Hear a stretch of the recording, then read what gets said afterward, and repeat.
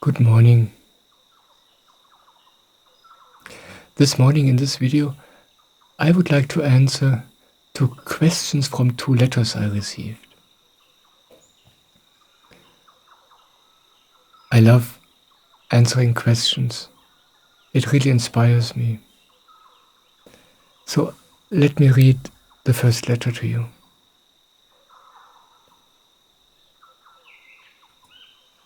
The letter is from Elke. I am going through a difficult time. I fell severely ill at the end of November of last year, and I have been sick ever since. I can't work or go to the place of meditation. I feel a lot of anger. Soham says that Swamiji will take care of our health. This is hard for me to see. I have been prayed for many times in India with no result. But I must say that after having already spent a lot of time and money on healers, I was finally led to someone who seems to be able to help me. I feel, after 2 months of treatment, a small improvement. I also feel that I am being guided. But recovery takes so long. I am self-employed and I am making losses. This scares me. And I envy everybody who is doing well. Why I am writing this to you, I don't know exactly. My trust in Swamiji has diminished somewhat. At times I was no longer able to meditate. Now I am back to doing it regularly. My husband meditates with me once a week. Right now I am listening to your video on manifesting. It does me good that you remind me to be grateful. Being sick has taught me that I am loved even when I show up weak. But now I still can't see why that has to be like this. Probably it is the karma from a previous life.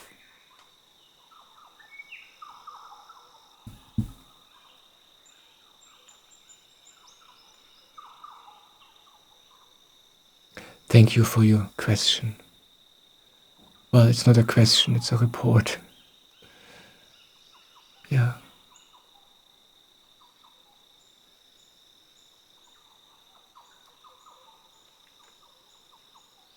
Yeah, we want to know why is it like this. Yeah, it probably is karma from your previous life, but that doesn't help. Yeah, it doesn't help to know why it is like this. Yeah. You say that you experience that you are being loved even when you are weak. Now, the real question is, do you love yourself when you are weak? Do you love yourself when you are like this? Do you love the feelings you feel right now? Do you love your life and the circumstances the way they are? That's the real question.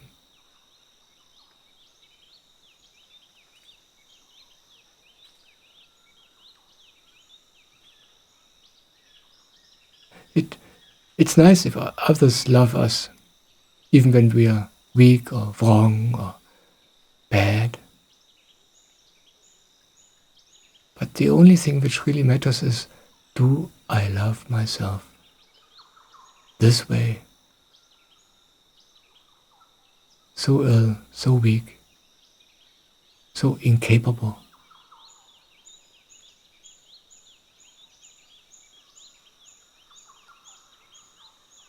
And you say that your trust in Swamiji has diminished somehow, and that you even stopped meditating for a while.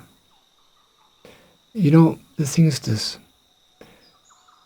We have certain expectations how it will look like if something works. If a prayer works, if meditating works, if the guru works. And usually our belief is that our life will change. Yeah? We believe if I do everything right, or if a prayer works, or if my guru is a true guru, then my life will become free of problems and wonderful. And we hear these reports from gurus or from people who found themselves, and they report about such a life where it's just, everything is just so easy. And Michael says the same thing.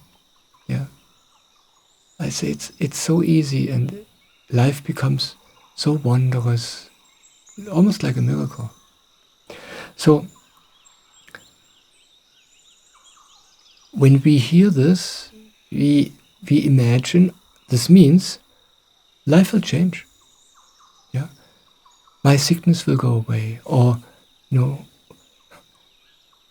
your illness is just one example of an incident which makes life scary and painful. Other people are scared because of money, or because of violence, or whatever. Yeah. Or they don't feel loved, or whatever.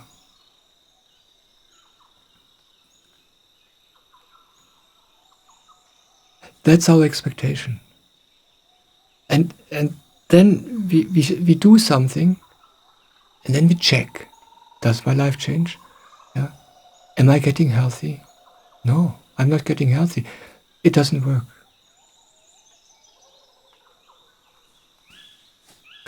But the expectation is wrong.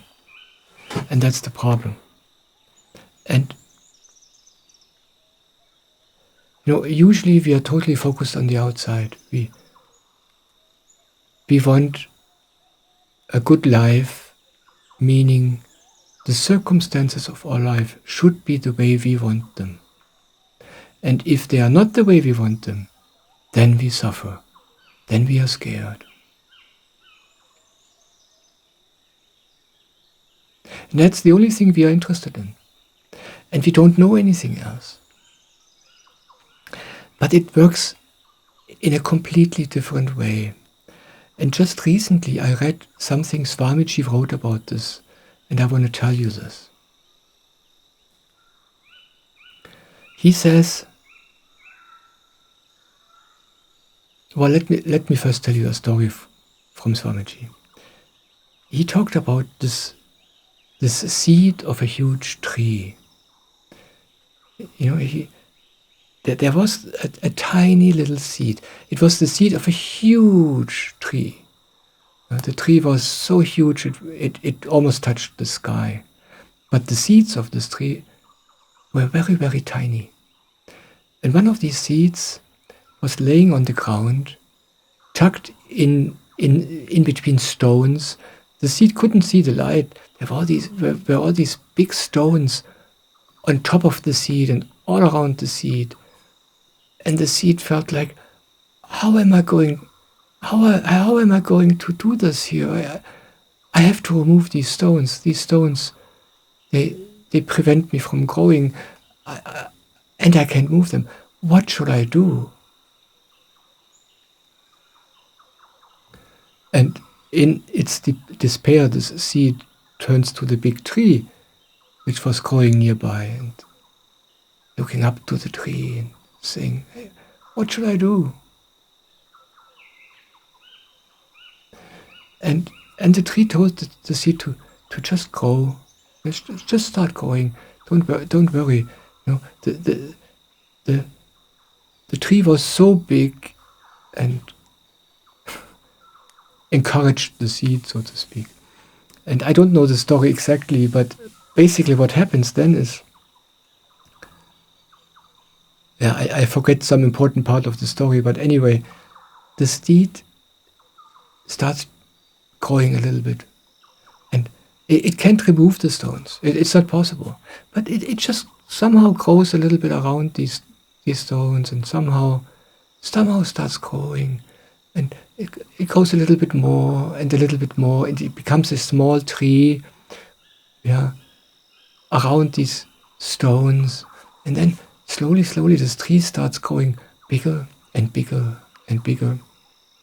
And at some point it's much bigger than these stones. And it grows bigger and bigger until it's as big as the other tree. And the stones are long forgotten. And the meaning of the story is that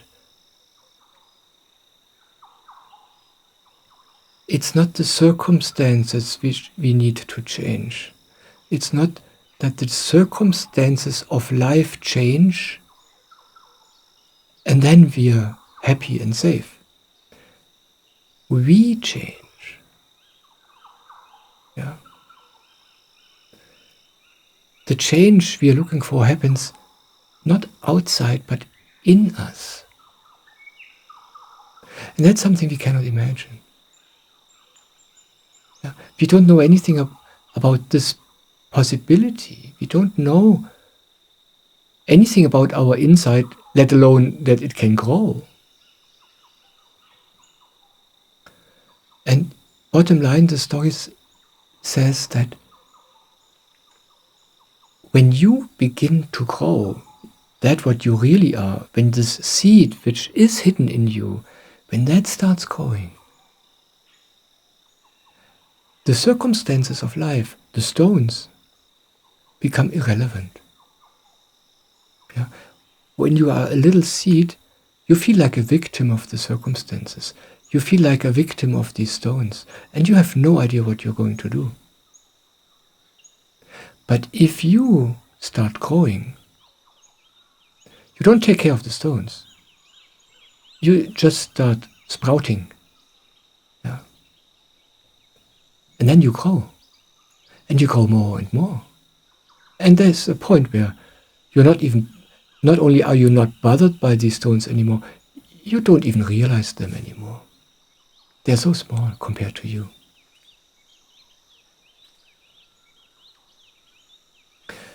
Swamiji was once asked about how this meditation works, the Samarpan meditation. And he said it's very simple. He took a pen and a piece of paper and he drew a line onto this paper. And then he said, well, the challenge is, how do you make this line smaller, shorter, without changing it? This line stands for the circumstances in life. The stones, yeah, your illness. How do you make the circumstances of life smaller without changing them?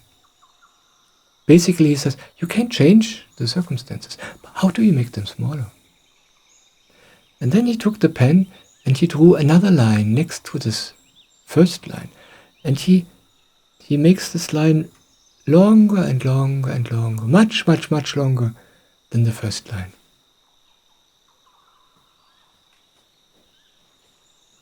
And he said, that's the trick. You must draw a second line next to the first line. And you make this line much, much, much longer. And then in comparison, the first line is so small, it's insignificant. It doesn't bother the second line. And the second line, that's what Swamiji calls our soul. That's the seed in you. That's what's in you, but you have never let it sprout. You have never gave it water to grow. Your whole attention was always on the outside, on the circumstances, on the people around you, on the circumstances, on your body and its well-being. And you never have looked inside.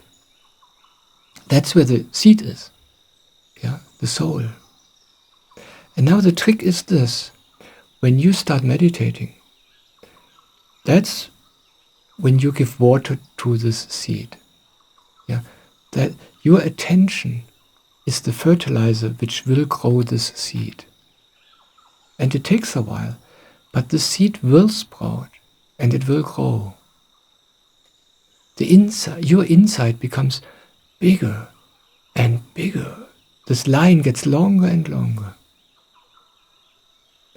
And it might be that your body is still sick then. But you don't even notice it anymore. You are big and strong. Maybe your body got healthy again. But there are other circumstances in life which might be considered very difficult for other people. But you don't notice them because they're so small. You are so big.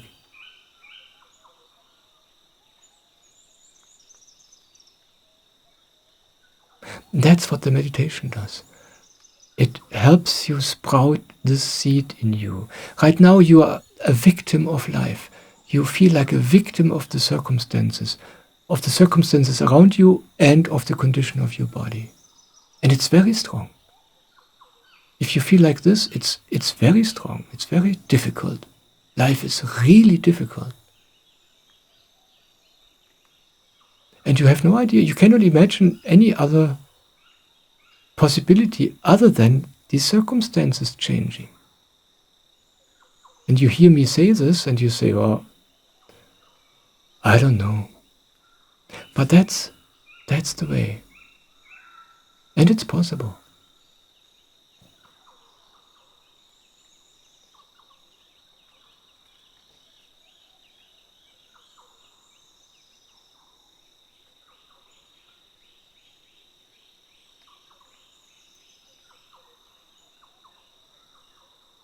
I just remember an incident in my life.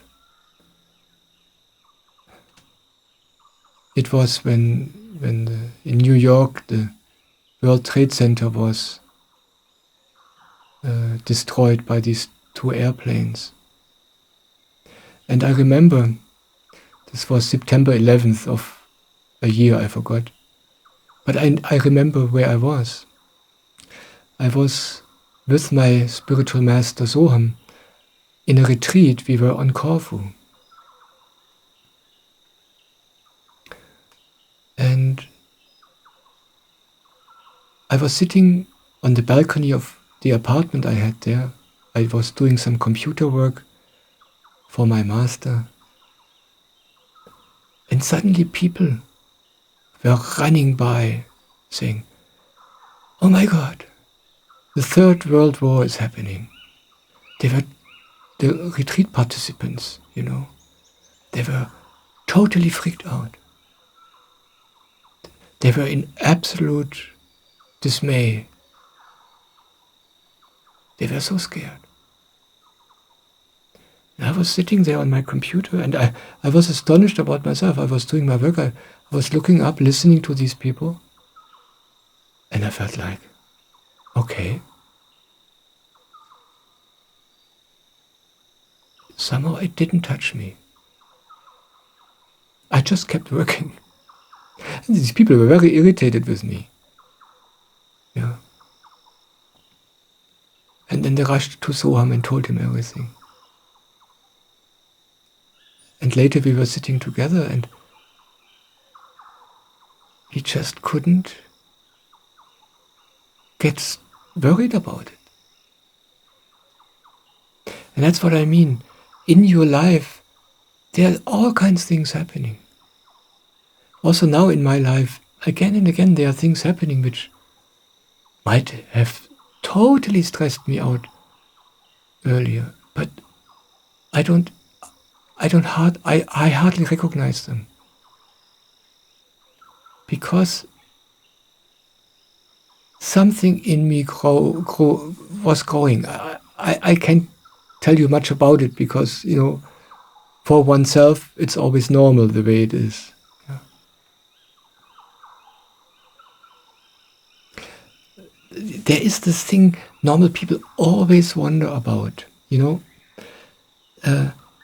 They see these holy people or gurus, and what can be seen from the outside is that these gurus or a holy person, he doesn't or she doesn't have an easy life on the outside. Often these people have very difficult lives. They live in very difficult, often very poor very simple circumstances. Some are very ill, some are having a lot of trouble. This is seen with the eyes of a normal person. But this holy person, this guru, is in total bliss. They feel so lucky, they feel so happy, they love their life, they are so grateful, and they are just happy. And the people around, they can't understand this. And that's the secret, This seed of those people has grown into a huge tree. And they see the troubles in their life. They see the sickness of their body. They see the difficulty of the circumstances. But for them it's insignificant. They are so strong. They are so tall. They are like, I don't care.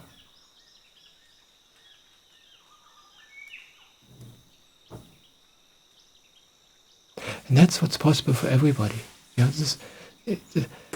To go out of this victim role we are usually in.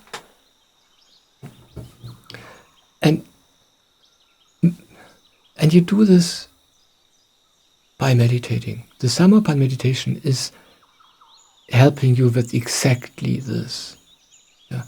You turn your attention away from the circumstances to the inside. And that attention, it's like this attention is God energy. This is pure life energy. That's the only thing you have. You don't have money, you don't have a job. This is all part of the body. This is all part of the circumstances. It's not yours. It will go away sooner or later. There's one thing you have. Your attention, your consciousness. And where you direct this consciousness to, this is what will grow. And when you turn this attention inwards, when you meditate, when you rest with your attention here at the crown chakra, what happens is that this insight, this soul, this seed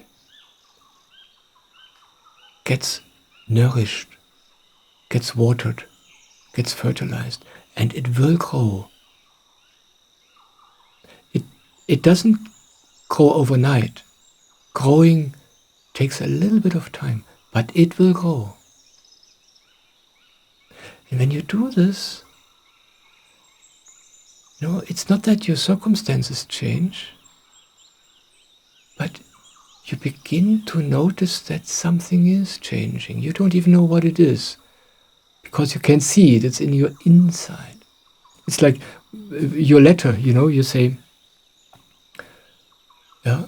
no, I prayed and I meditated, but nothing happens. I'm still sick. It doesn't work. I lose trust. But I must say that a person entered my life who helps me. And I must say I feel some guidance inside of myself. There's some funny strength inside of myself I can't even explain. And that's what happens. Slowly, slowly, you grow stronger in you. Slowly, slowly. It's like the circumstances don't change really, but in a way they get much easier. Sometimes they even change. Sometimes your life becomes totally trouble-free. Sometimes not. This depends on old karma, but this doesn't matter at all. What you need to know is, you just take care of your inside. Let this seed sprout. And it's sprouting with you. I know this. I can see it right now. That's why you write to me. The seed says, I want attention.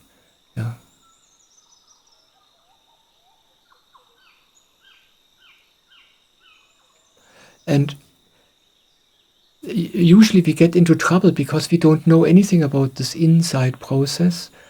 We don't know that this is what is going to happen. Our expectations are only concerned with the outside. But that's not where the real change happens. And it's like this. Two things, when you do this over time, two things are changing. The one is your insight gets stronger, and you just don't care about these things anymore, which were so troublesome for you earlier. You don't care about them anymore because they are so small compared to you. And the second thing which changes is that your outside life does change. But you can't distinguish one from the other. For your experience, it's just that your life just gets easier and easier. You just don't see any stones anymore. And you don't know, is it because they got so small, or did a miracle happen and they disappear? I don't know. But all I can say is, I'm not bothered by any stones anymore. I don't know where they went.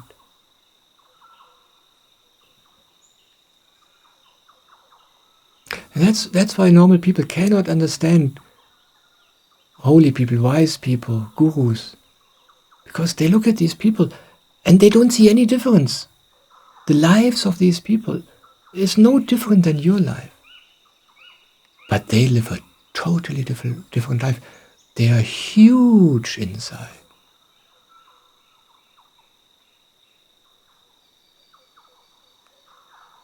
That's the example of Jesus. He had a difficult life. He got nailed to the cross. Yeah.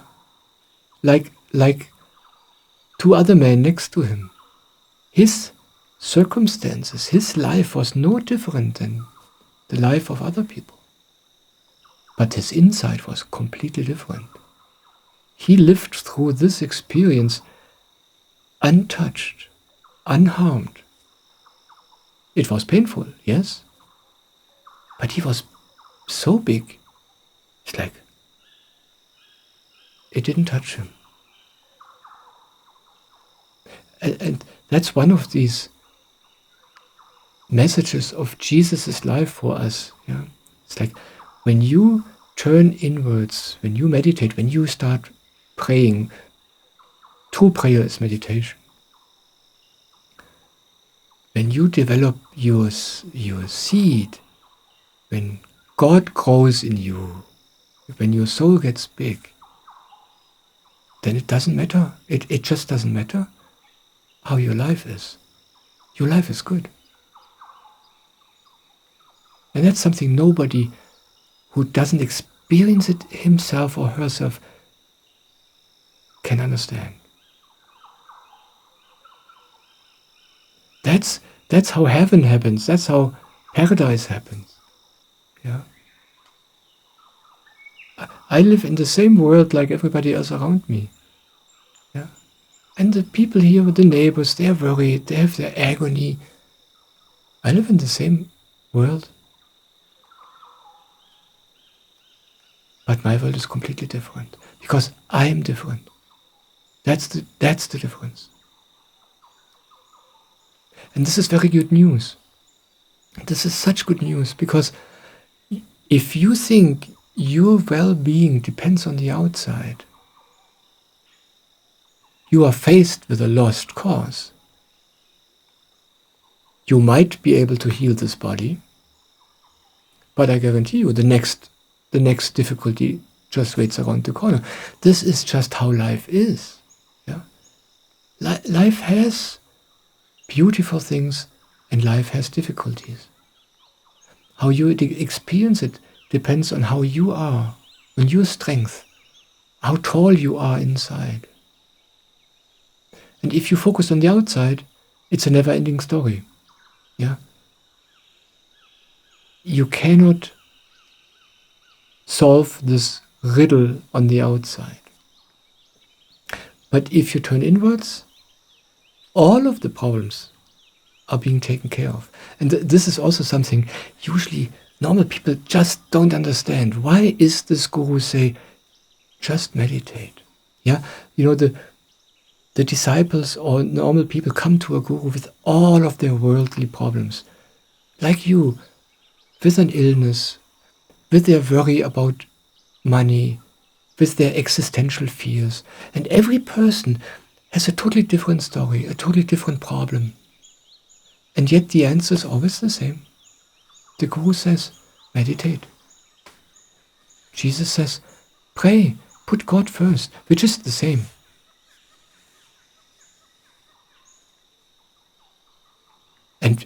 And we ask, we wonder, how is this possible? I mean, this is ridiculous. Why does he give the same answer to everybody? Why should meditation take care of all these problems? How is this going to happen? This is nonsense. That's what we think.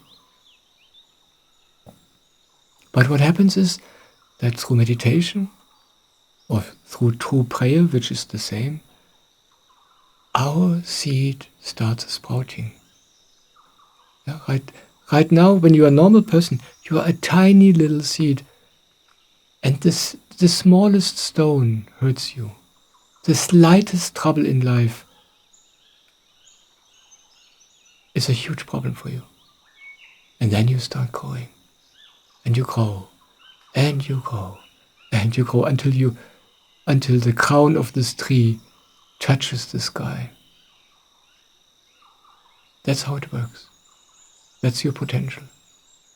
And then life is the way it is. Yeah, your body might be ill or not. You might be having a job or not. You're alone or not.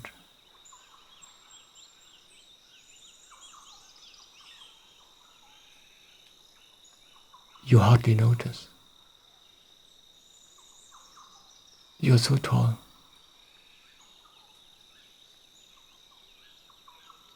And I know that listening to something like this doesn't really help, because if you don't know it yourself, you cannot imagine that this should be true. This is the good news Jesus was talking about. Yeah, the solution to all of man's problems. So accept your illness, love yourself the way you are, love this body, this ill, weak body, love the weakness, love the helplessness. And when you do this, your attention it's like your attention is totally stuck there right now. You can't think about anything else all day long. Just love this, say yes to it, as if you wanted it this way. Yeah. Say, my illness. Thank you for being here. Yes. Yes, I want it like this. And what happens then is that your attention gets freed up. It's not stuck there anymore like glue. And then you are free to turn it inwards. Then it will be easier for you to meditate. And then the only thing you need is patience. And as I said, hearing these things might not be so helpful, but maybe you can feel what I'm talking about. Yeah, maybe you can experience something in you which tells you, yeah, it sounds crazy, but yes, I know this is true. Yeah. And this experience you have while you're listening, that's the help. Not the words. Forget the words. I love to talk, but what the only thing which is really helpful is what you can sense in you while you're listening to me. Maybe you can feel my patience in you, my trust in you. Yeah. Maybe you can experience in you right now a little bit of what I experience. And then you know, yeah, it sounds crazy, but yeah, this is the way. I'll do that. I grow.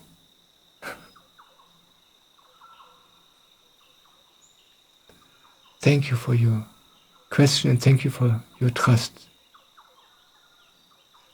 And I have a second letter from Christopher, and he he has two issues, and the first issue is basically very similar to what Elke just wrote. And I want to read the first part of his letters.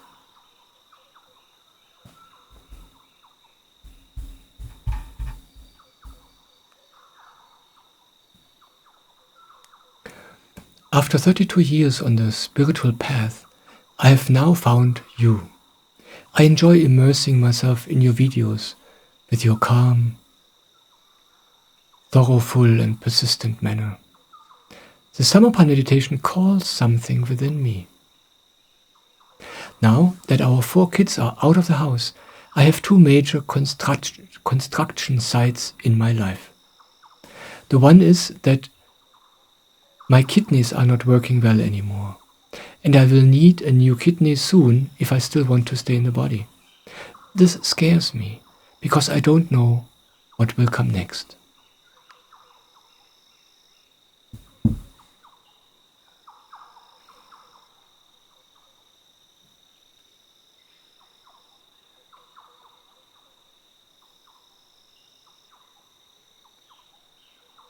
Yeah, thank you for your question. It's not a question, it's a report, Christopher.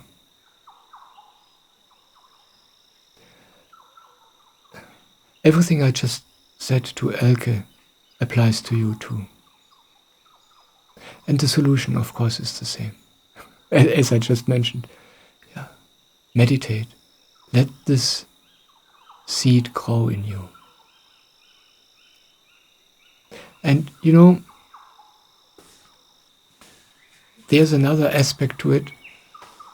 When you have a severe condition like yours, you begin to sense that this body is not forever. I mean, from the day we are born, it is absolutely certain that this body will die. We know it. But we don't give it much attention. We ignore this reality. We feel and we pretend to ourselves that this life will last forever.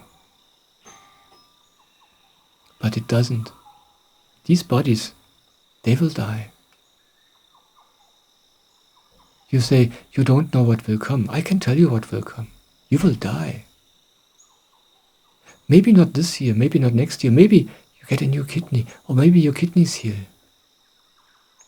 Maybe what you experience right now will completely be solved and resolved. But you still will die. Your body will die. Yeah. This, what you think you are, that will die. So, you might as well make friends with this. Yeah. Embrace death right now.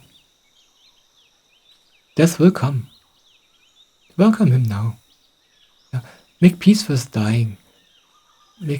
Say yes to dying. And if you do this, it's like you're getting a new life. I just said to Elke that I suggested to her that she should accept her life circumstances as if she wanted them exactly like this, because this frees up her attention, her consciousness, and then she can go inside. And for you, it's, what is the trouble about your failing kidneys?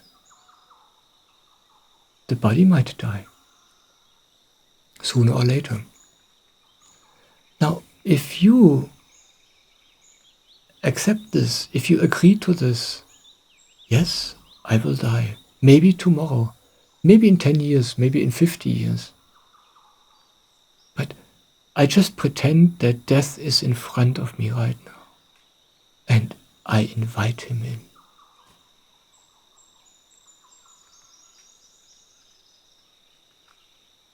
And then it frees up your energy, it frees up your attention, and you can meditate easier. Okay, yes, I know, I will die, but that's fine. Now I want to meditate. And then after meditation in the morning, you start your day. And then this dark cloud of worry comes. And you say, I know I will die. I agree to this. I'm fine with this. Now I want to enjoy this day. Now I want to enjoy my work. Or whatever you do. And of course you take care of the body as well as you can. This is natural.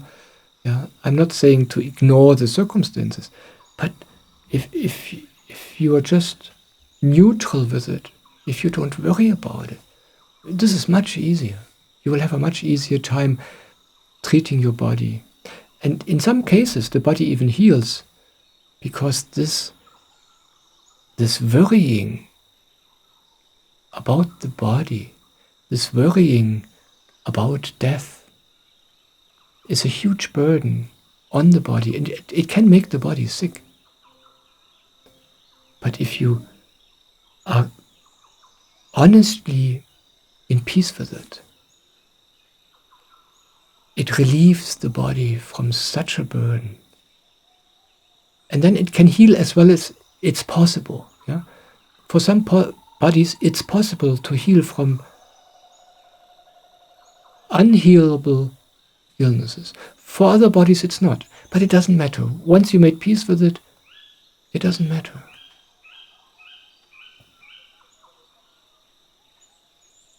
Yeah, make peace with it.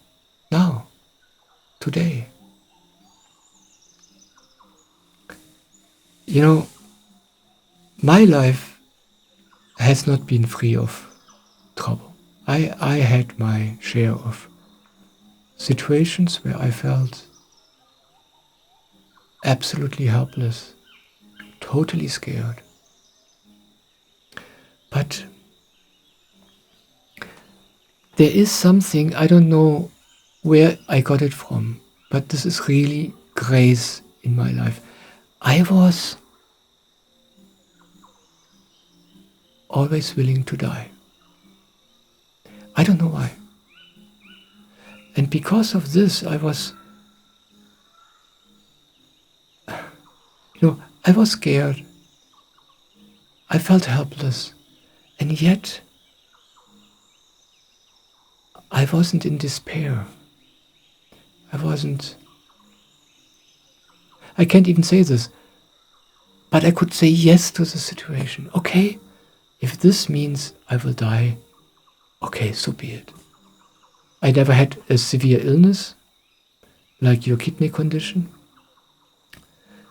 But, I had times in my life where I did not know how I should continue supporting myself. No money. Yeah? And then this can be such an existential fear. But what is the bottom of this fear? Okay, I can't buy food. Okay, I will die. I will starve to death. It's very unlikely in Germany or in whatever country you are when you are living in the West that this is happening, but this is our fear. And then you say, okay, I'm willing. Okay, I will starve to death. And suddenly, it's like, Soham, my spiritual master, used this example. He, whenever somebody came with these existential fears to him, he said, okay, well, what's at the end? Yeah, I might die. Okay, can you say yes to this? Oh, yeah, I can say yes to die. And then such a relief. And Soham said, this is pulling the teeth from the mouth of the tiger. Yeah, this removes the root cause of the agony. Okay, I'm willing to die.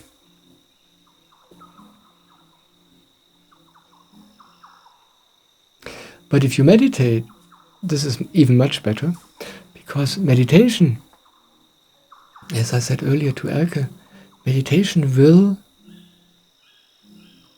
strengthen that in you which is not going to die. And it doesn't help you to hear this from somebody, you have to experience it yourself. Yeah. But as more, when this seed grows more and more, yeah, we had this image of these two lines. When this one line grows longer and longer, the other line doesn't get smaller, but it appears smaller and smaller, and at some point it's insignificant.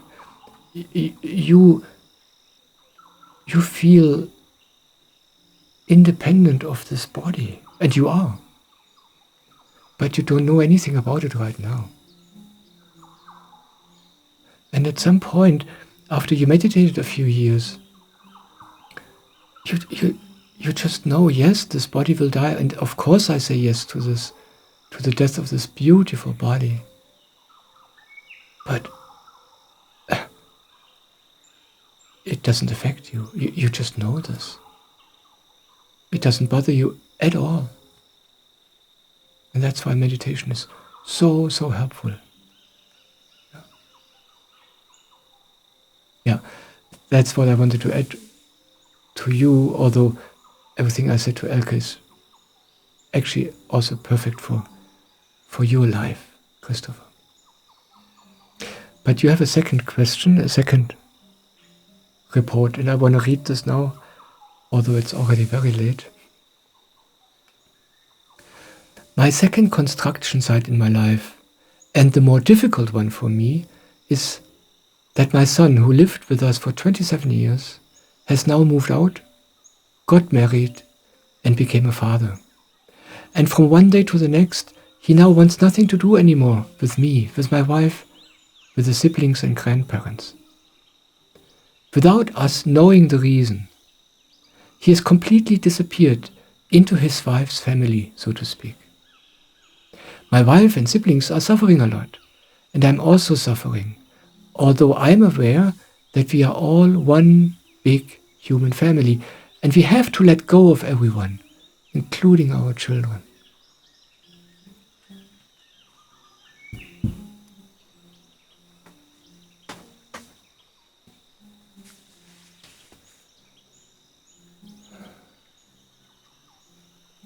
Yeah, this is what I meant earlier, as long as we pay attention to the circumstances of our life, as long as the seed didn't sprout, there will always be something which makes our life miserable.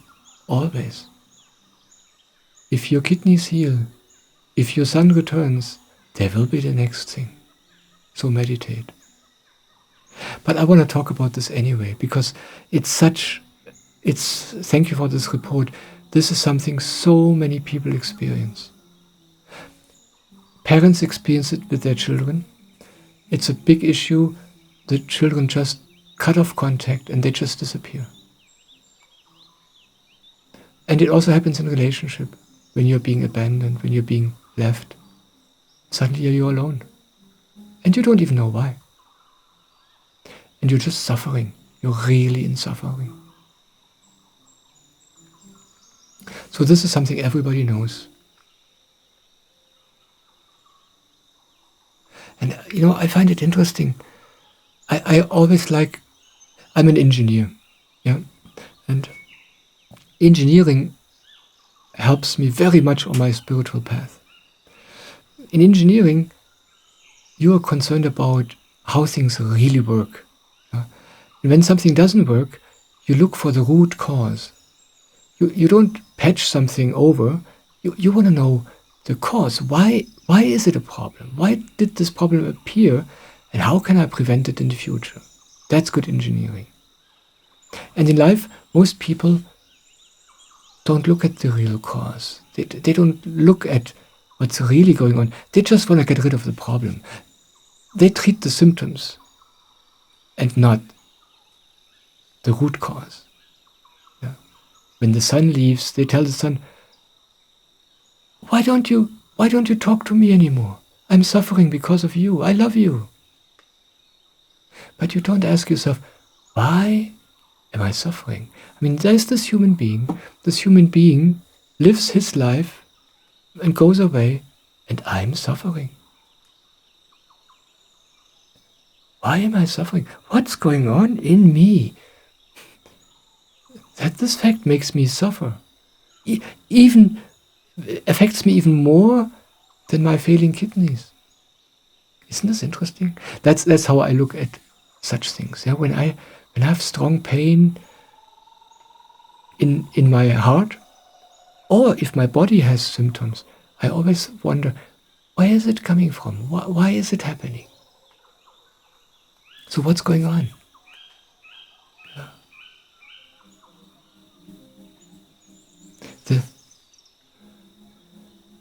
The way I see it is this. Your son disappears into his life and he abandons you, basically. He separates, at least right now. And you don't get his attention anymore. No contact, not even an explanation. An explanation would also be some sort of attention, like, hey Dad, I live my life, but I love you, everything is fine. No, he just disappears. He withdraws his attention from you, and he's gone. And you suffer. You want his attention. You want his love, I don't know. And basically it's the same with all these human interactions. If you live in a relationship and your partner leaves you, of course you know that the partner is a free human being and can do whatever he or she wants. But when this person leaves, you just suffer. And the reason for this is, the root cause, if you really get down to the bottom of it, is very simple. And it's like this. The game is, I give you my attention. That's what I call love. And you give me your attention. And then I'm happy. I make you happy, you make me happy. We don't know how to make ourselves happy. We feel that we depend on others, on the circumstances, on life, like with your body, with your kidneys, but also with other people. And we don't know how to make ourselves happy. We don't know anything about our inside, about our soul. I said earlier that your attention is like God energy. It's like divine energy. And where you put this to, that will grow. And if you put it to your inside will grow, your soul grows. This seed is sprouting and growing into a huge tree. But normally, we don't know anything about this inside direction. We have no clue what that could mean. So here you are, you have this godly attention, you are consciousness, but you don't know where to go with it. The only direction you know is the outside. And now a very, very funny game starts. You don't know anything about your inside. You don't know anything about your soul. You don't know how to support this. Your attention goes to the outside.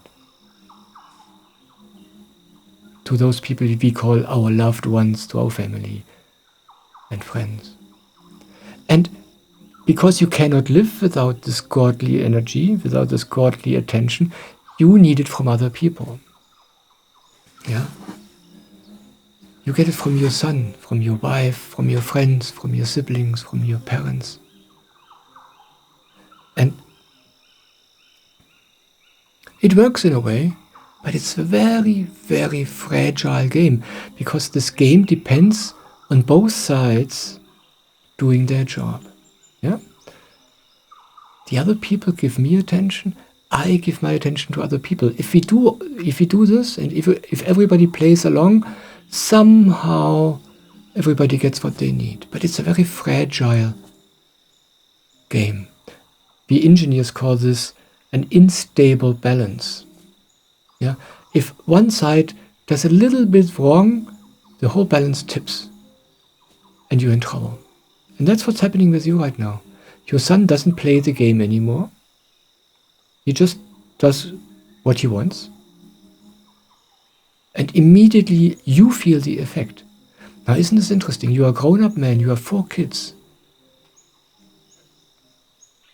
you suffer because your child goes his way.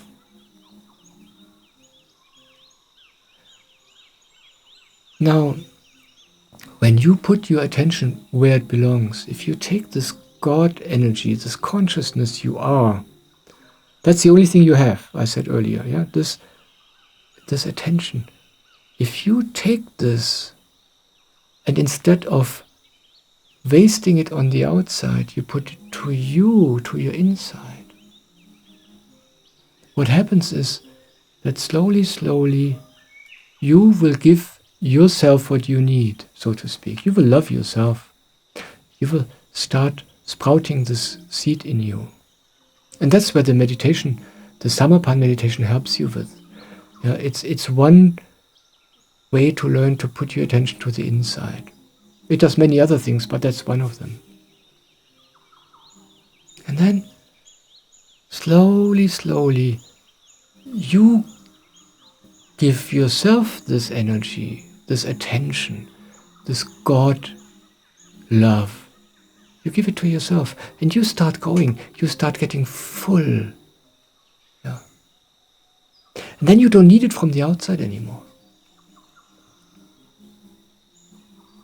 And that's why all the human interrelationships of people who are growing inside these relationships become easier.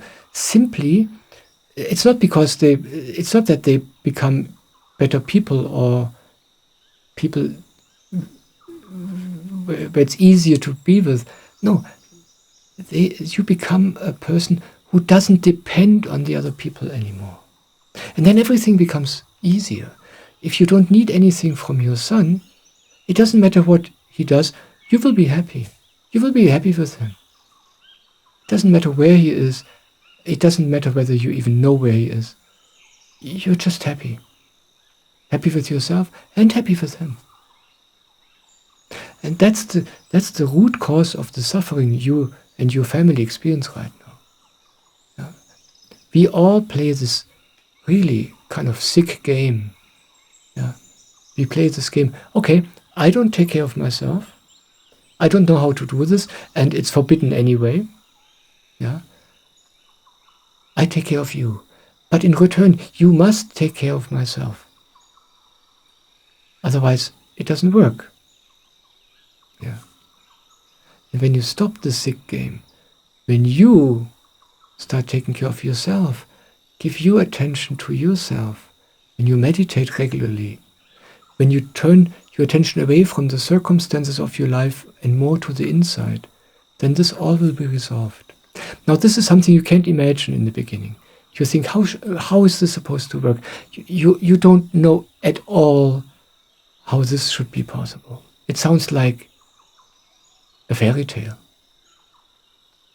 But when you start meditating, you will begin to have little experiences which will show you, oh wow, interesting. Something changes. Something is really different. It's amazing. You don't know how it's possible, but you experience it. And also now when you listen to me talking about it, maybe you have a little bit of resonance somewhere inside of you where you know, yeah, I know it sounds totally crazy, but I know this is the way. This is also why so many people in the world love Jesus. Yeah? Jesus talks about things which sound to us totally outrageous and crazy. We have no clue how what he talks about should ever be possible. For us, it's like a fairy tale. And yet we know in ourselves, he's right. We just know it. Yeah. You hear the truth. You don't know anything about it. You don't know how this is supposed to be possible. You have no clue how you should do this. And yet you hear it and you know, yes, he's speaking the truth. Yes, it is like this.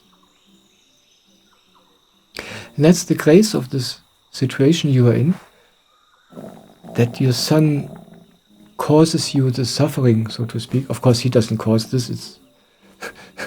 It's your own conditioning, your own condition which causes the suffering, but that's how it looks like.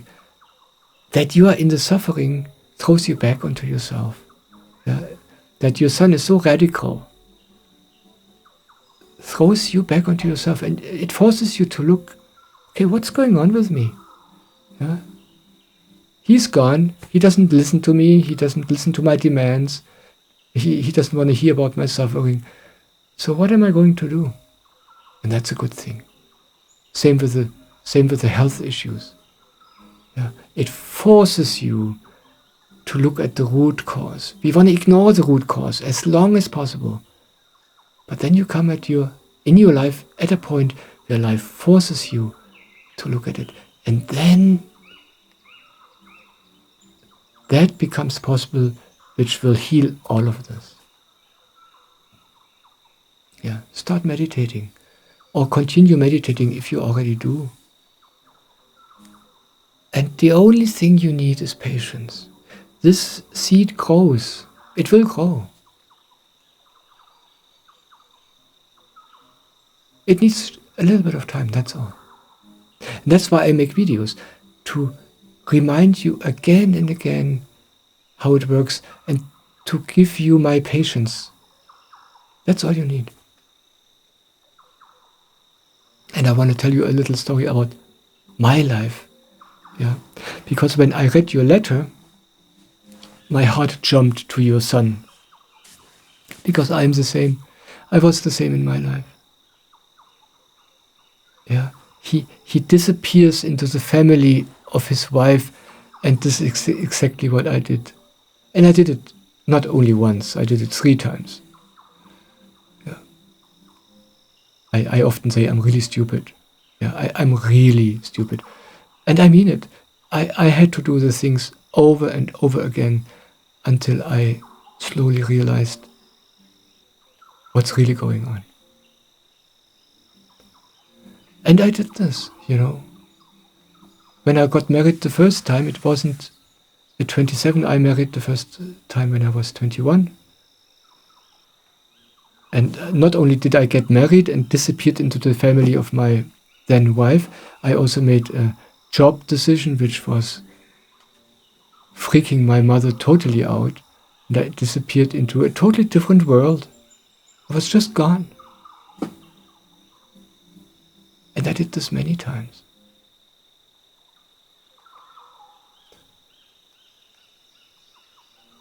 And when I remember myself back at that time when I was 20, 21, there was nothing of my own. I didn't have my own life. I didn't know anything about myself. I didn't know what I wanted. I didn't know what I liked, what I didn't like. I fell in love, and I just liked what my wife liked. I loved what my wife loved. And of course, I loved her family. I had nothing of my own. Inside of me, there was only emptiness. And because of this, I happily threw myself into my wife's family, into my wife's life, so to speak.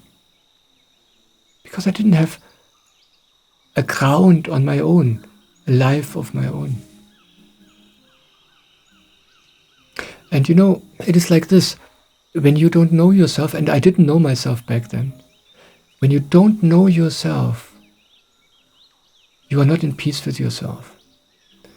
If you don't know yourself, you are not in peace with your parents and with your siblings and with your family. And in a way, you have to leave them. I remember back then,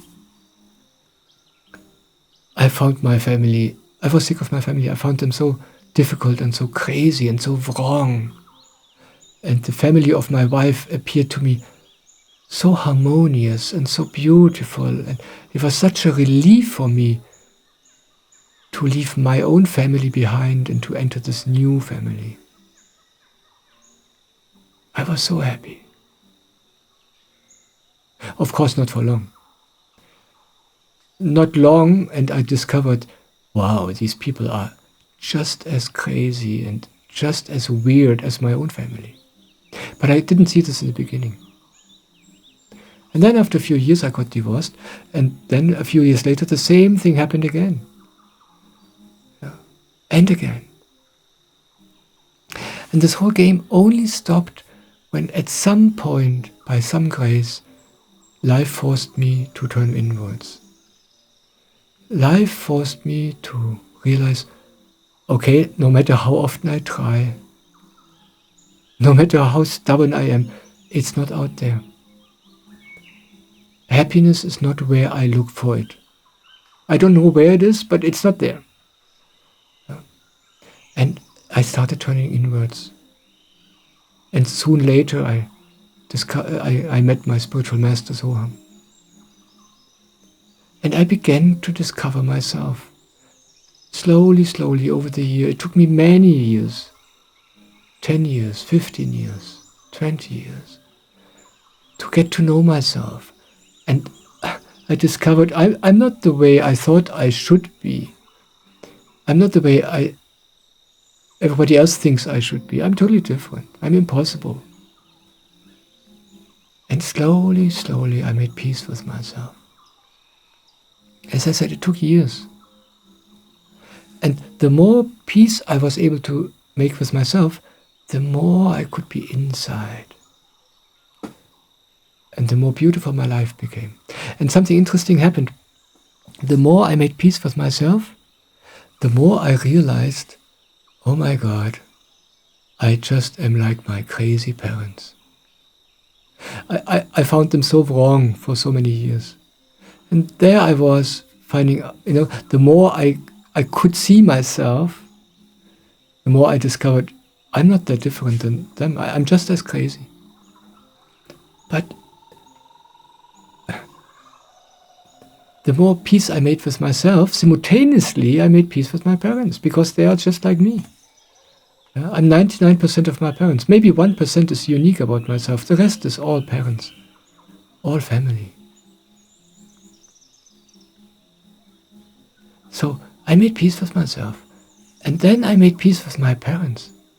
And the more peace I've made with myself, the easier I got along with my parents and with my family.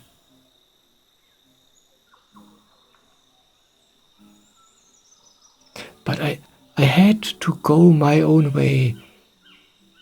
It was such a blessing for me that I did all this nonsense, that I did everything wrong, because at the end I discovered myself.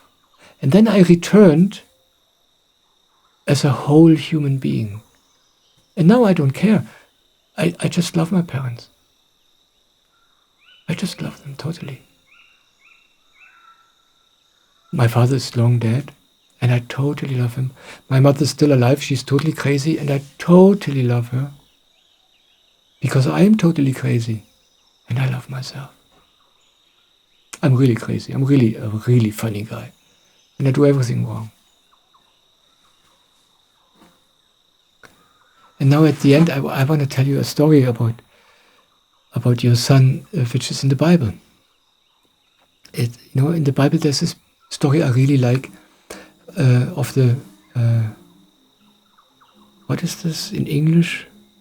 The prodigal son. Yeah, the lost son. And the story goes like this. There was a man who had 2 sons. The one son did everything right. He pleased the father wherever he could. He did everything right. And then there was this other son.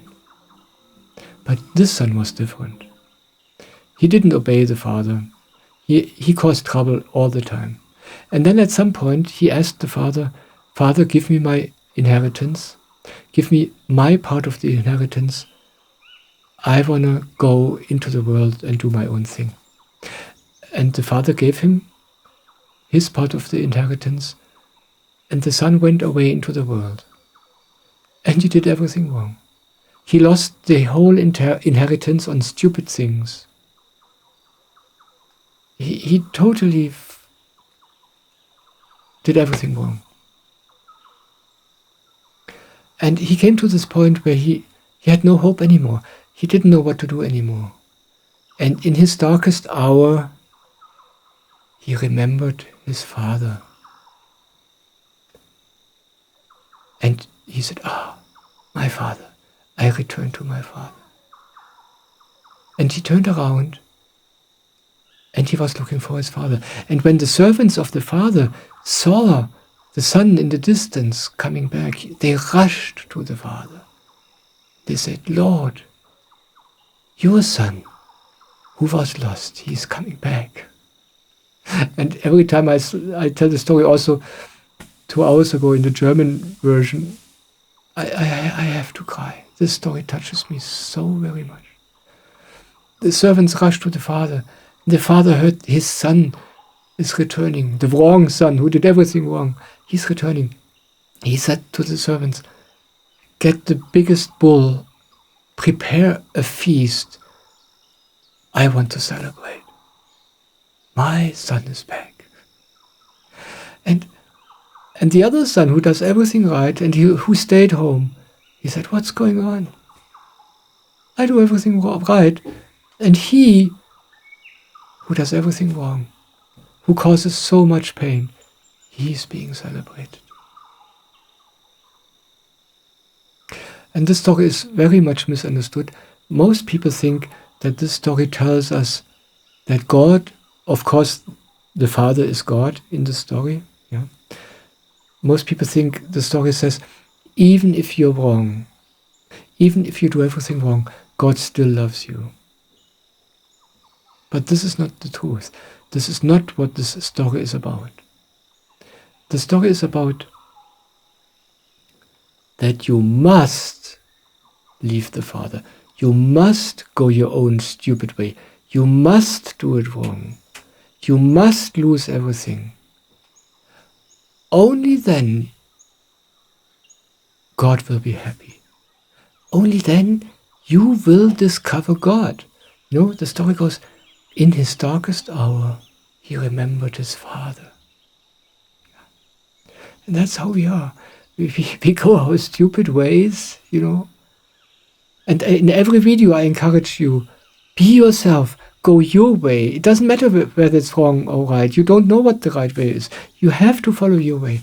And through your own way you will discover God. You will discover the way to the inside.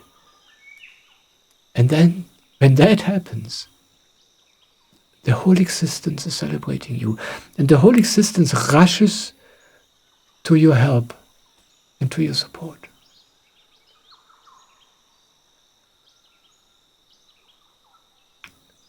Yeah, and that's how life works.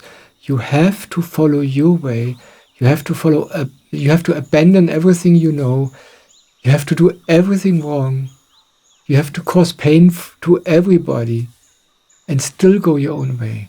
And if you are like that, then you will find God. That's how it was for me in my life.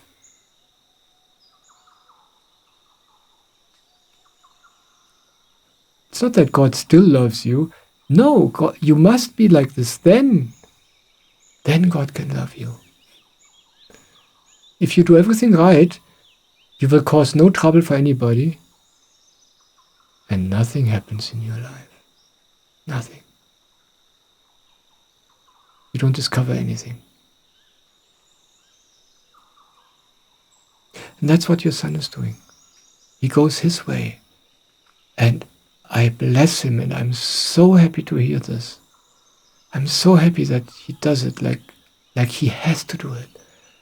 It will lead him into the right direction. And he will discover God. He will discover himself. It's inevitable if you are like this.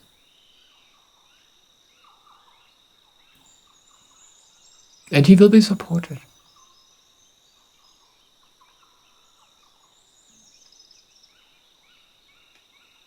There's another story.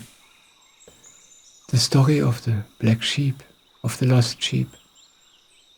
And the story goes like, it's way too late, but I have to tell you the story. It's also Yeah, these two stories are probably my most favorite stories from the Bible. The story goes like this. A shepherd had 100 sheep. And one sheep, the strongest, the biggest sheep, got lost. And the shepherd, he didn't hesitate. He left the 99 sheep behind and he went on the search for the one sheep which got lost. And then, after a long search, he found the sheep. And he took the sheep into his arms and he said to the sheep, I love you more than the 99. And that's the same story. Yeah. Once in a while, a human being is so strong and so big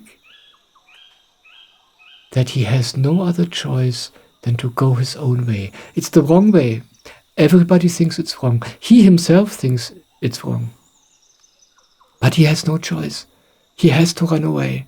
He has to go on his own path, which feels totally stupid, totally wrong.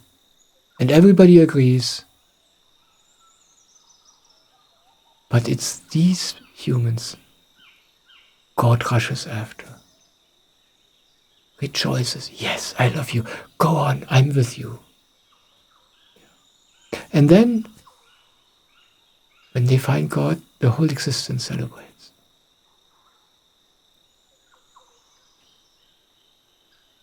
Yeah. That's how life is. And when you did your homework, when you remain with your attention inside, when you become strong and nourished out of God, out of your own God energy, which you discover through the meditation, then you don't need your son. And you can let your son go freely on his path, no matter what it means to you. In a way, we can only love our children when we don't need them at all. Of course, this is also true in any relationship. If you need your partner, you can't love him or her. But if you yourself are so big and so strong, so godlike, you can let your son go his way. And when he returns, when he finds God, when he finds himself, you will be so happy. There's nothing better for a father than a child who discovers himself. I know I'm talking too long today, but there's one more thing I have to tell you. When I did this in my life, when I left my family, when I was lost, I was totally lost. I didn't know myself. I had no clue about life. My parents didn't tell me, what are you doing? My parents didn't tell me, come back. My parents didn't tell me, why don't you call? Why don't you stay in contact? We are suffering. My mother, I remember my mother. I know that it was difficult for her, just like it is for you. She saw me entering a profession where she thought it's terrible. She saw me entering this marriage and disappearing into the family of this woman, and she thought it's terrible. She was in such pain, but she didn't say a word. It's not that she was silently grudging me, no. When that happened, when I married the first time, this was in 1984, I think. 40 years from today. And back then, at that time, spirituality was something nobody knew. Today, everybody talks about spirituality and about gurus and enlightenment and the soul. 40 years ago, this was unheard of. Yeah. But my mother at that time already had a guru lady, since 7 years. Yeah. When I was 13, my mother came to a guru. She learned to discover herself. She learned to meditate. I don't know what they did back then, but she learned some way to realize God. And when I went on my way, she was able to let me go freely. Of course it was painful for her. She's a mother. But she was able to be with it herself. She didn't need me to comfort her. She didn't need me to change so she wouldn't have pain. She didn't need me to be happy. It was a miracle. I had a mother who already was on that path herself. And that's why she could truly, freely let me go. Yeah, you write in your letter, you know that the parents should let their children free. Yes, we know this. But as long as we feel that we need them, we can't do this. So you have to do your homework. You have to become free yourself. You have to discover yourself. You have to meditate. And then the seed grows. And then you don't need anybody anymore. Not your son, not your partner, not your wife. And then everything becomes easy and beautiful.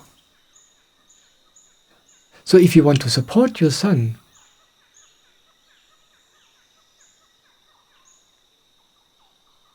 take care of yourself. Become happy yourself. That's the best, the biggest support you can give your son. Because then you don't need him anymore. Then this letting him go happens truly, honestly, naturally. And then he can go his way. Yeah, and one day you will be so happy about this.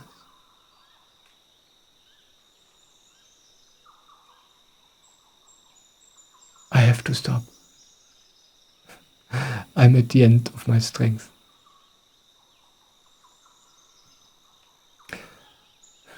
Thank you for your question. And thank you for letting me answer. And if you, who is listening right now, if you have a question, or if you have circumstances in your life which you find difficult, if you don't know what to do, and if you want me to say something about it, please write to me. You know, for me it is like this, that when life changes, when life becomes easy, when you discover God, when you discover yourself, it happens in a way that it's just normal for you. You don't even know anymore what to talk about. Yeah, miracles happen in life, but they are normal for you, so you don't notice. So it's hard for me sometimes to speak about these things. But when I get reports from other people, when I get questions, that inspires me. Then I remember my own life. I remember my own agony, all the troubles I experienced, all the situations which were normal in my life, just as they are in your life. And then I can talk about it again. Otherwise, I don't remember. It's just gone. Yeah. So when you write to me, and when you give me the opportunity to speak to you, I love this, because this is such an inspiration for me. So if you have questions, on my website you find the information how to write to me, and I would be delighted to receive your letter.